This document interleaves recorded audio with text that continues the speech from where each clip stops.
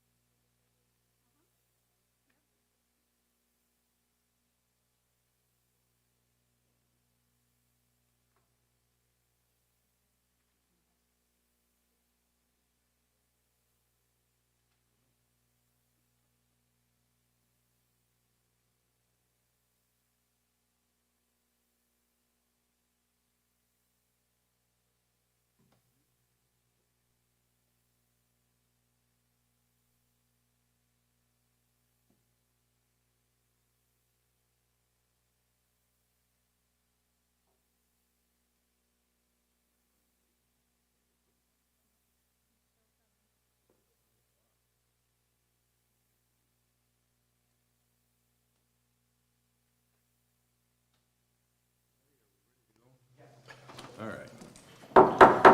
I'd like to call to order the Board of Supervisors meeting for Monday, August 15th, a hair after 7 o'clock.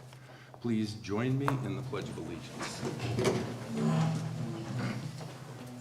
I pledge allegiance to the flag of the United States of America and to the republic for which it stands, one nation, under God, indivisible, with liberty and justice for all. Somebody's singing. Oops. Just a little disconnected today, so sorry.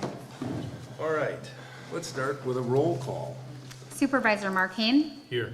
Supervisor Derek Daniel. Here. Chairman Dan Wolfel. Here. Supervisor Linda Wade. Here. Supervisor Jeannie Vogel. Here. All right, so we have a quorum.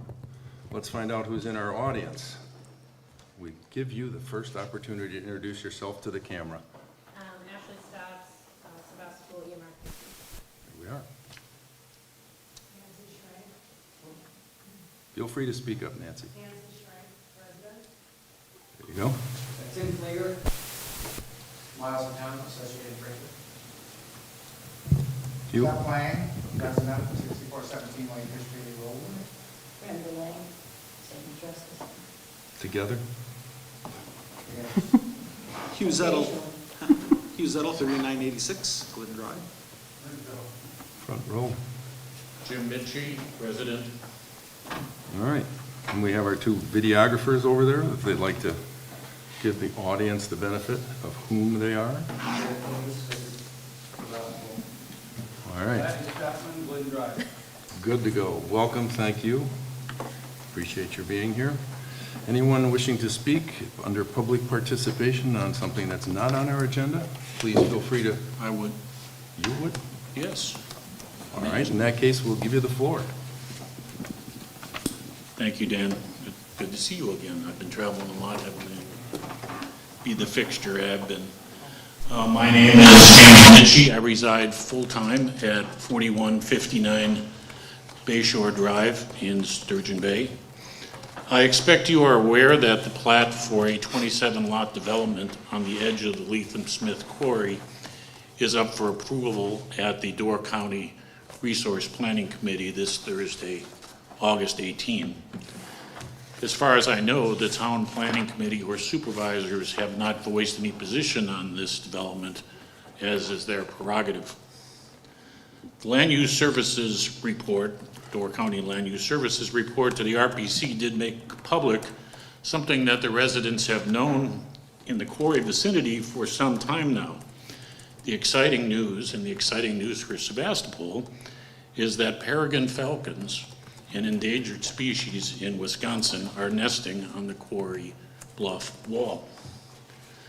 One of the recommended conditions from DCLUS is that no residential development or major construction will be allowed from March 15th to July 10 of each year for the whole, basically the whole area of the quarry, so that the nests are not disturbed. I think that these beautiful birds are snowbirds, but I'm not exactly sure. Perhaps Sevastopol should rename its sports teams from the Pioneers to the Falcons. We have more Falcons than I think we have Pioneers in Sevastopol now. This beautiful falcon is the world's fastest animal, and it's great to have them as our neighbors and residents.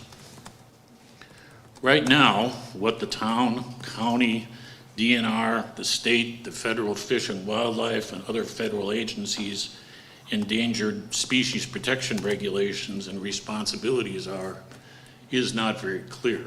Perhaps we'll learn something more at the RPC meeting on Thursday. Hopefully our government will have the wisdom, drive, and courage to protect the quarry falcons. Thank you very much.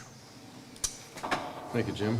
I don't know who the individual was that managed to find a pair of nesting peregrine falcons, but I'm sure that you're pleased that they appeared there.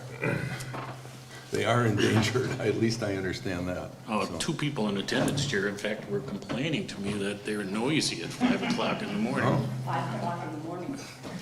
I only know them from where they raised them in Milwaukee, and I think at WPS in Green Bay were the 2 places they had nested on an annual or perennial basis. So When I worked downtown Milwaukee at the US Bank building, they were nesting on that building.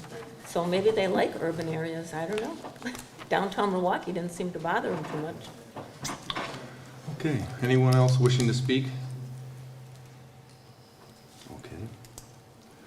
All right, then let's move on to this evening's agenda, and I assume it was properly noticed? The agenda was properly noticed. That's good news. How about a motion to adopt tonight's agenda? I'll move to adopt the agenda as noticed. Motion by Linda, second by, I'll second that. what a shocker, second by Jeannie. Any changes? If not, all those in favor signify by saying aye. Aye. Adopt the agenda. Approval of minutes, Board of Supervisors meeting from July 18th. We've had a chance to take a look at those in advance. If there's no changes or discussion, a motion to approve would be in order. I'll make a motion to approve the minutes from the Board of Supervisors meeting from July 18th, 2022. Second. There we go. In sequence, thank you. Mark and Derek. Motion to approve and accept those minutes. All those in favor signify by saying aye. Aye. All right, motion approved. Pending business, emergency medical responders. Got to catch up with myself here. When we last left this topic a month ago, there were some questions with respect to where the EMRs stood, whether they were considered a standing committee, whether they were independent agencies. There were conflicting resolutions out there that were generated back to 2002 by the former chairman. And we just had a lot of questions that needed some answering. So I had an opportunity to sit down with our town attorney and try and get an understanding of where we need to go with this and what is the proper procedure and how we treat the EMRs. And in that process, they came back to us and basically said that from their perspective, they are town employees, that even though the resolution from 2002 say they are independent, an independent agency, they have been in fact treated as town employees since that time.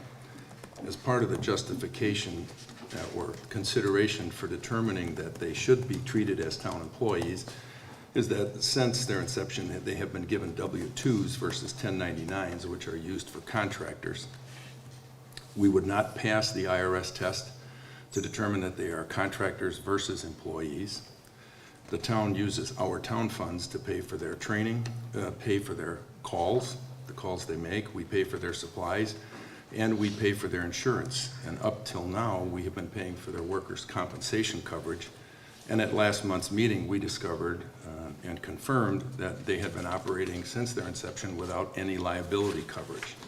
So the town will now start providing liability coverage for them, and in a minute I'll bounce that back to Amy to tell us the details. But, so we therefore are paying not only for their workers' comp, but we will now start to pay for their liability coverage as well. They also make decisions to hire people, staff, other EMRs on behalf of the town. So the gist of the conversation that we had with the attorney was that they are, in fact, town employees, and that we, as a town board, need to revise the resolution from 2002, correct it, and then clarify it with the status of the EMRs. And the steps that we would hope to achieve is we would create a 2-person or maybe 3-person committee consisting of 1 or 2 town board supervisors and the EMR crew chief, which in this case would be Ashley Stotts.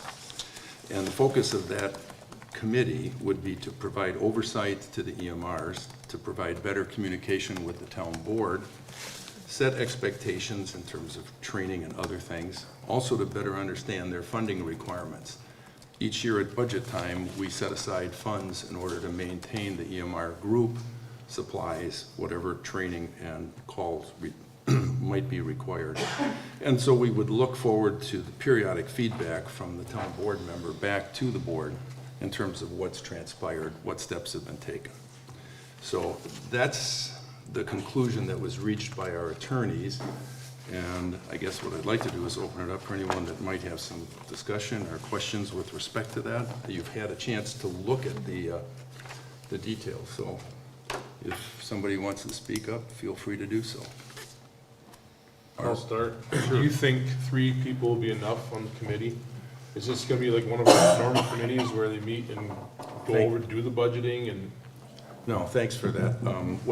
What Amy Sullivan, our town attorney, is suggesting is that we just limit it to a either 2 or 3-person committee, that Ashley's role would be to work with the EMRs. The EMRs would be a subgroup, but not an official town committee. The only person would be Ashley representing them.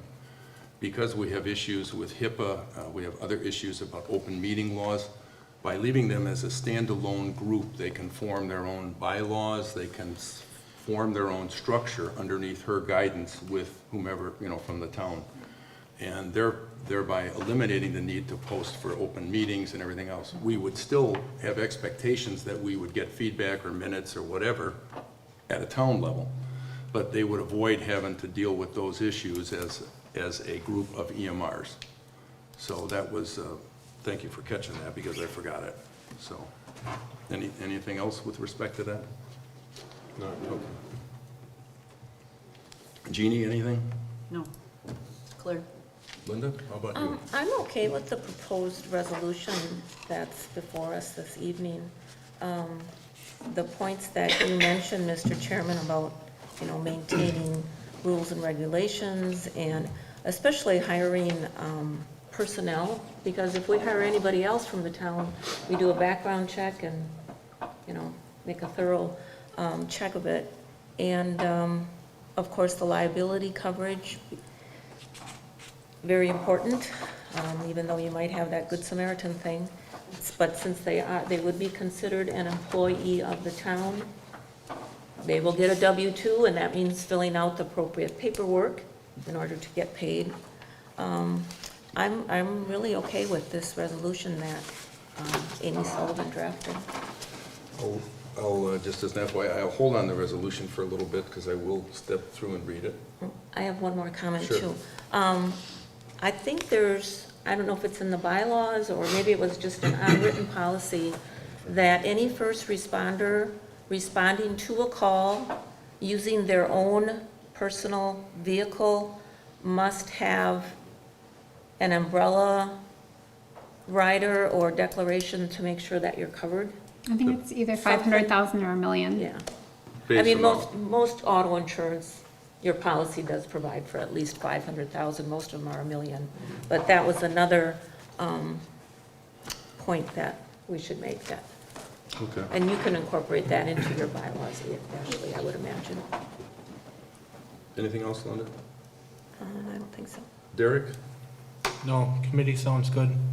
We're gonna talk about the call numbers and percentages? Well, I'd like to do is postpone those conversation until we establish the committee and then sit down and have Ashley and in this case, since you're the fortunate person that I know you're enthusiastic, we would appoint as the chairman of that committee.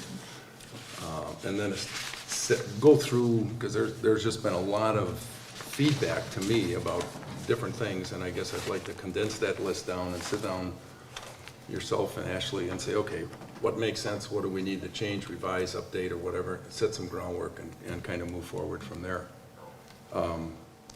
Before I just open it up to the floor, Amy, give us a little bit of the details with respect to the liability piece, if you would. Absolutely. So I spoke with Jason Schofler, who is our representative from Rural Mutual Insurance. He stated that we had not have liability on the EMRs previously.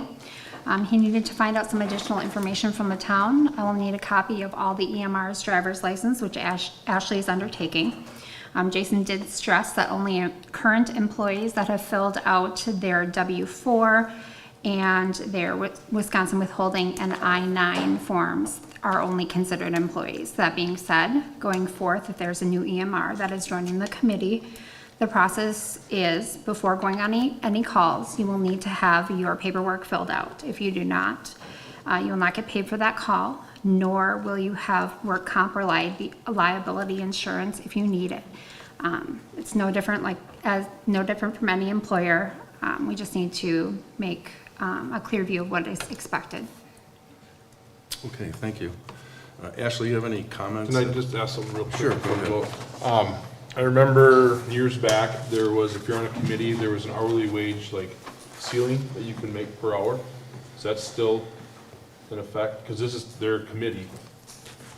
Remember, there used to be, I remember back years ago, when That we was were on, only for a town employee that, it wasn't committee, I thought it was committee members could only make certain, but remember, they won't be a committee. they won't be the. Right, Ashley would be the committee. So Ashley can't make very much money. Good, sounds good. But put it Okay. this way, we have to come back to the conversation about compensation in general. Yeah, And we have to address it from park employees as well as everything, and it needs to be updated, and I didn't put it on this month's agenda, but it'll be on next month's agenda. So we'll do committee updates, and we'll start talking about compensation, because we need to do that for our budget in October. So we will come back and revisit it, because I know she made a request earlier, and our typical time frame, as you know, is October for next year, so we will address it then. But it's a good point, so. Also, the timely, submit those reimbursement forms timely, which we even had in our resolution back in 2006, to, Well, there's no like question. quarterly or Yeah, that- whatever. it's not been timely. So, Ashley, I'll give you a chance if there's any questions or thoughts that you have as well in this process. So one thing, the committee sounds good. Okay. One thing I would like to see is, it'd be myself or one of our senior or officer staff per se of the group that presents to the whole board. So whether that means we come to the monthly meetings or however, no disrespect to any of the board members, but if you don't have a medical background and you're trying to portray a message, it might not be might not be intentional, but the message you're portraying may be a little different than what our actual goals are, just because of the background and the knowledge that we have on the topic. So I prefer that those communications to the board as a whole come from within the group.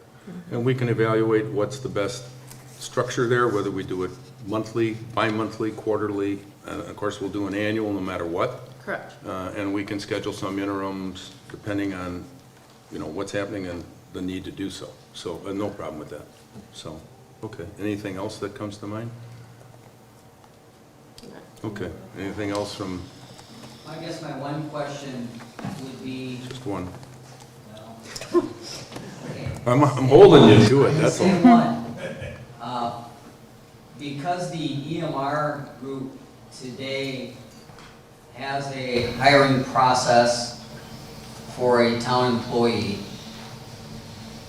it will need that the oversight committee then is involved in the actual hiring of said employee, which is not something that historically has been done.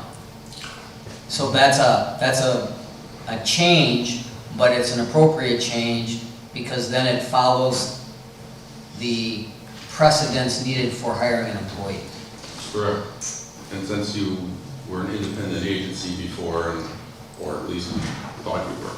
Yes. So my question is that that's what I think you're intending by having an oversight committee? Correct. Okay. Communication, oversight, expectations, I mean, funding. Yeah. Because I mean, every year, somebody would come in and say, we need X, this, that, whatever, and so that we can make appropriate budget adjustments, so, okay. All right, well, maybe instead of waiting, I will do the resolution now.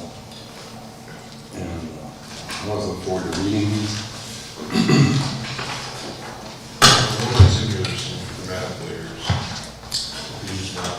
Pardon me? The one that's on our packet's got some Yes. grammatical errors. Correct. So this is, I forgot the number. What would this be? 2206. 06. Thank you. 2002-06 Town Resolution, and this is creating a First Responders Committee. Whereas the Town of Sevastopol previously resolved pursuant to Resolution 02-02TB to recognize the Sevastopol First Responders as an agency of the Town of Sevastopol, but not to form a committee nor directly employ members of the Sevastopol First Responders as employees of the Town of Sevastopol.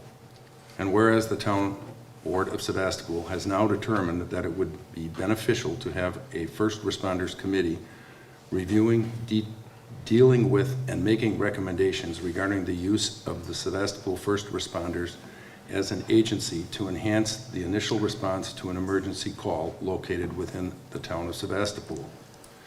And whereas the Town of Sevastopol determines that it is in the best interest of the Town of Sevastopol and the citizens to have a First Responders Committee dealing with the Town of Sevastopol's first responders matters and report to the Town Board of Supervisors. Now therefore be it resolved that resolution number 02-02TB is rescinded. Now therefore be it further resolved that the Town Board of Supervisors of the Town of Sevastopol, Door County, Wisconsin does hereby create a First Responders Committee to consist of a crew chief of the Sevastopol First Responders and 1 or 2 town supervisors appointed by the town chairman.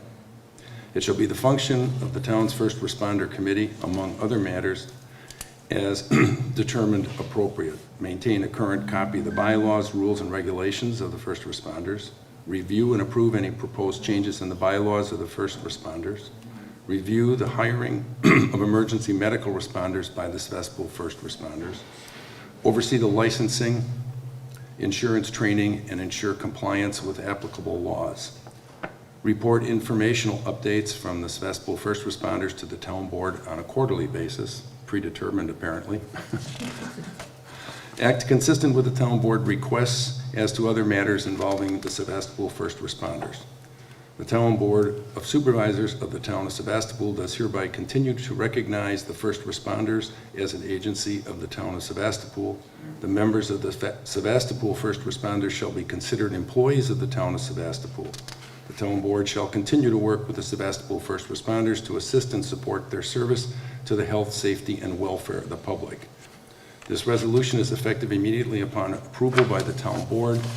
It is introduced and adopted at the meeting of the Town Board of Supervisors, Town of Sevastopol, on this day, August 2022, and it was submitted by me.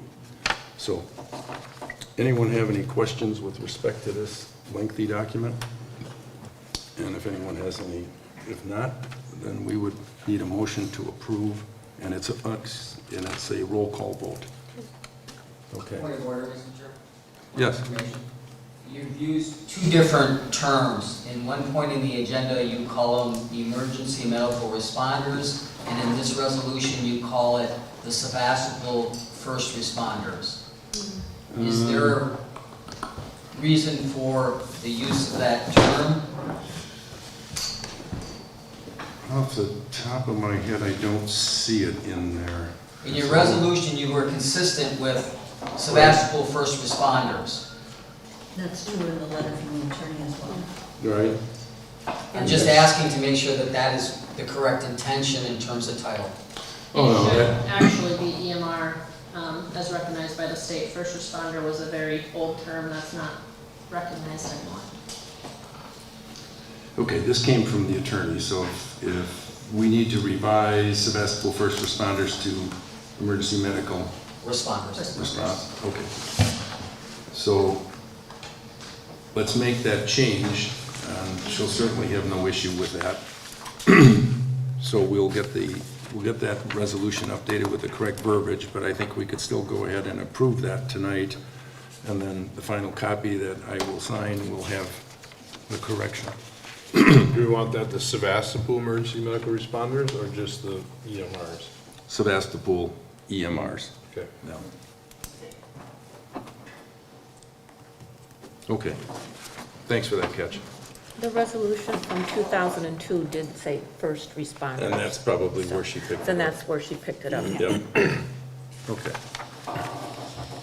So a motion to approve resolution would be next step.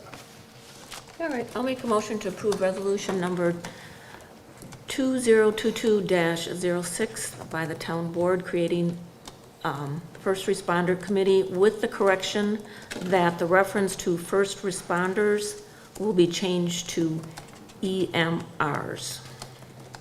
All right, motion by Linda, Second. second by Mark. Yeah, well, he got to her. Okay. Motion by Linda, second by Mark. To approve the resolution number 022-06TB, and it's a roll call vote, so Amy, if you would. No, Chairman that's Mokel? That's a wrong number. 06, didn't I say? You said TB, didn't you? 06 Town Board. Oh, I'm sorry. Okay. Chairman Mokel? Aye. Aye. Jeez. Oh, yeah, yeah. Wait. Aye. Aye. Vogel? Aye. Heen? Aye. Daniil? Aye. All right, motion carried, thank you. It's hard. So how many things can we have changed on one document? All right, great. So, let's change the topic for a couple moments. Laddie, do you have the Gordon Road intersection? Can you flip that up? Okay, Gordon Road intersection, I'm going to assume that probably many of you are aware of the issues on Gordon Road, but for those of you who are not, we'll just try and touch on it briefly. Obviously, with all the development that's been happening on the highway, there has been an increase in accidents at that intersection. The town got engaged with the DOT a while back as we had development along the corridor in the old Muscat property, now known as Pioneer Corner, as well as other people who are interested in developing along that corridor. We did not have a lot of success with the DOT. We contacted the county, and Thad Ash pursued a grant under, I believe, using ARPA funds to see if the county could do some things. And the gist of it is that over time, none of us were making a lot of progress. And then Hugh Zettel, who represents part of the town as the county supervisor, came up with an interim idea. And I will let him share that with you. But the outputs of all of these efforts ended up at a meeting of the Highway and Safety Committee, which Linda attended. And so I'll start with Linda and ask her to give her the updates of kind of what's happened there. And feel free to have Hugh add his comments, because he did spend a lot of time and effort to try and come up with a viable short-term solution. So, Linda?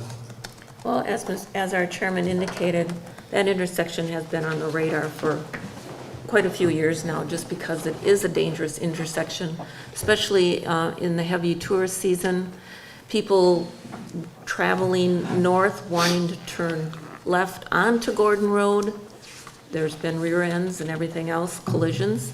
And then people coming off of Gordon Road wanting to go north on the highway. There again, the visibility with steady traffic, it's been a dangerous intersection for years, as I said.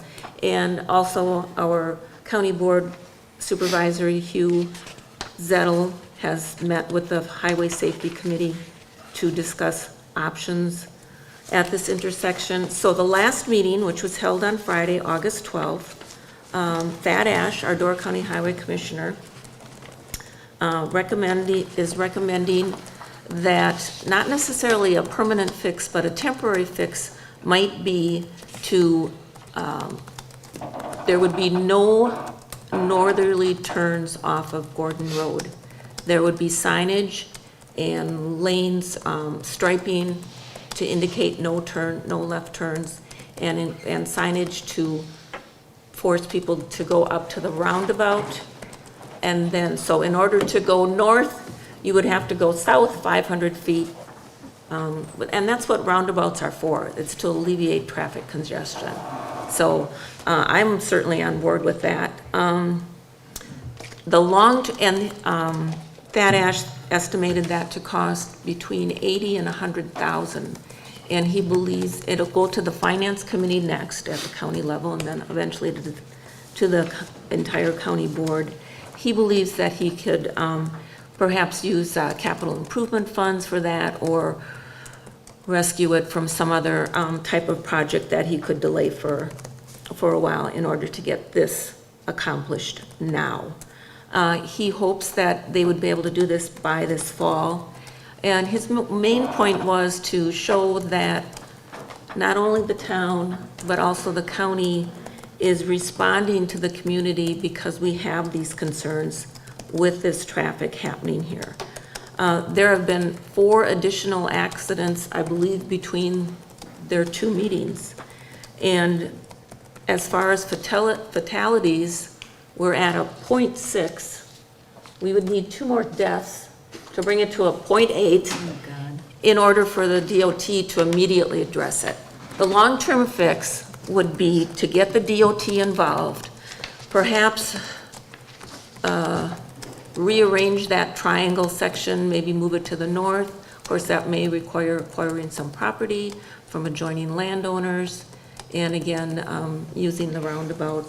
But he didn't expect that to happen for 4 to 6 years before the DOT would even look at that. Even though the DOT is going to pulverize and put down 2 inches of asphalt next year. That's just not on their agenda right now. So I think that was about that. Like our chairman said, he had tried to get a grant working with Joel Kitchens, but there was nothing available now. Our legislatures are well aware of this intersection. So assuming that the budget numbers can be arranged a little bit and they can do it for less than $100,000, like I said, it should be accomplished this fall. At least it's a good faith effort to show our community that we are trying to cure the situation. Hugh, would you like to add any comments, since you were the guy that really dug in your heels and pushed this thing furthest? Yes, I think it started with the daycare rezoning that the town approved, and through some of the recommendations by Supervisor DeNeal relative to slowing the speed limit and those things on Gordon Road as that proposed rezoning for the daycare center goes forward. And obviously this intersection was also raised as an ongoing concern. So I worked with Chief Deputy McCarty to get the accident information, and I don't know if you have that one, Laddie, to show that accident information, just to kind of give folks an overview of what we looked at from the past 8 or 9 years. Yeah, go one more.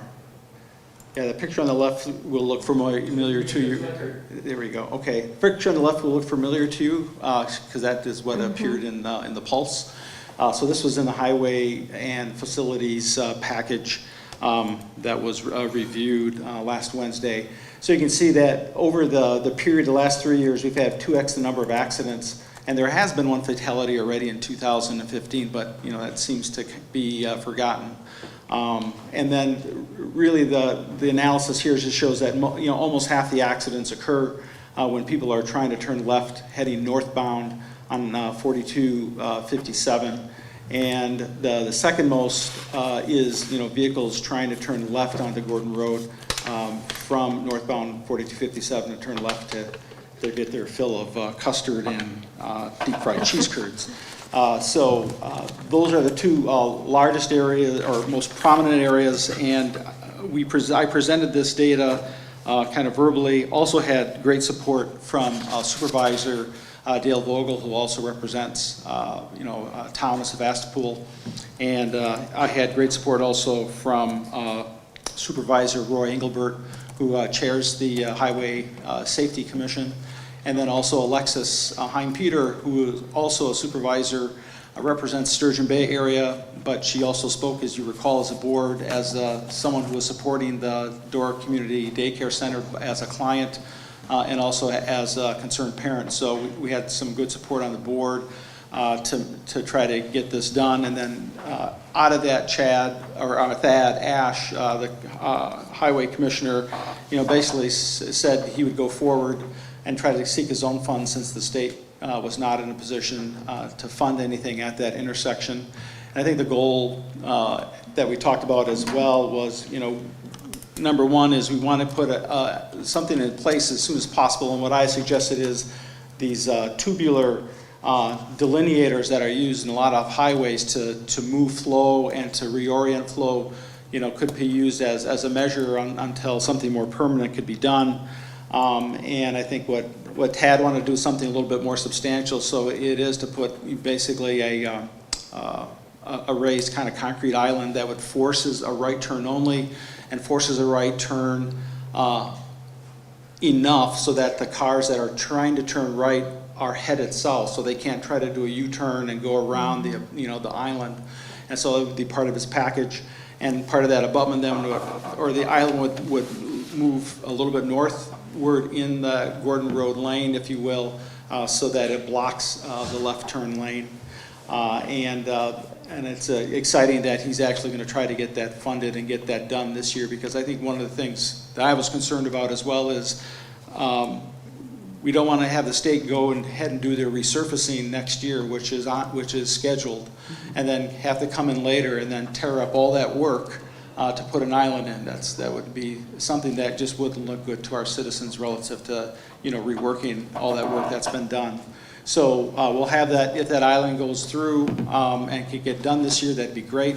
Otherwise, I know the Finance Committee and Finance and Admin Committee are looking to see where they can shovel some funds for TAD to get that work done.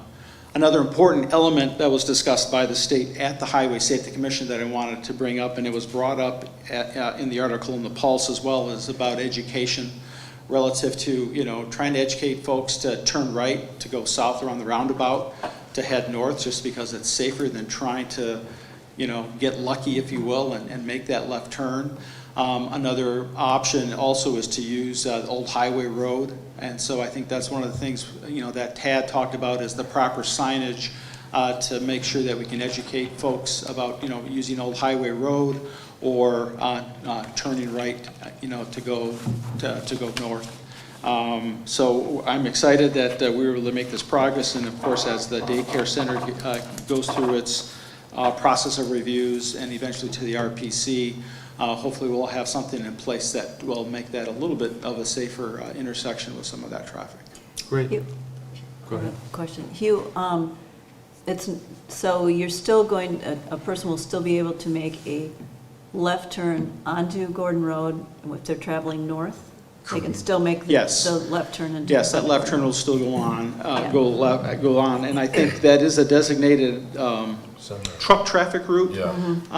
And I think that's something that I'm going to bring up to the Highway Safety Commission about if we can do some education relative to maybe adjusting that again to reduce risk at that intersection. And once that highway is resurfaced, according to Mason, who is the DOT rep at the Highway Safety Commission meeting, he said nothing will be done at that intersection from a design perspective probably for the next 10 to 12 years. When you look at it, when they'll do any kind of major construction work, there's culverts and other things that have been extended in the past, and they're going to have to do some major work there, plus that intersection north of Gordon Road there has some challenges with the right-of-way issues. So there's just a substantial amount of work. He mentioned he would try to, the state would obviously try to see if they could pull that in, but that, once it's resurfaced, that's going to be a potentially long window before anything else substantial gets done from a redesign perspective. Although we encourage them to, or the resolution by the Highway Safety Commission was to have them look at potentially redesigning and putting in a roundabout there as potential solution. Part of the long-term fix to the out 4 to 6 years was moving the island and then adding a designated staging or turning lane clearly marked for those wishing to turn left onto Like they did Gordon. at Utah. And then the bypass, Yep. or the throughway lane on the other side. Like there's- T in Utah. 12,000 cars a day go through there. The DOT said it's the highest traffic point in the county. The only other thing I'd add, and I know we have one more question over here, was I was pleased to see that the DOT approved the modification, the entrance for the Drosser Pioneer Corner, and stipulated that he put in a turn lane. Oh. So, which will make it even a little better for everybody concerned in that area. You had a question? Okay, so if the county does get the funding to extend that out to make it not a left-hand turn, and that is put in this year, what prevents the state from destroying that next year when they do their, because obviously they had their plans last year or a couple of years ago, what they were doing at that intersection, and if it's not on their plans, they could easily destroy it. To that point, Commissioner Ash has been working with the state relative to that as a proposed solution. One of the big challenges was the state wasn't going to fund anything. And so all the work that the county would do has to get permits from the state. And the fact that Thad thinks he can get it done, just reflects the fact that he has been working with the state collaboratively to try to find an interim solution. So nothing will have to be torn up. And again, we'll have to have the permits from the state, since it's actually, part of it is in the state right of way. So I envision, Tad, will have that in place, relative to getting that completed without, concern about it being torn up. Yes. A safer way in the meantime, if you're heading north to get to Gordon Road, is to turn on the roundabout into town and turn right on Old Highway Road. And you avoid having to sit there if you're turning, down the way and having cars trying to get around you, and you're avoiding all that. Yeah, And that, for the there's some daycare, that would be alternatives. really It's good all too.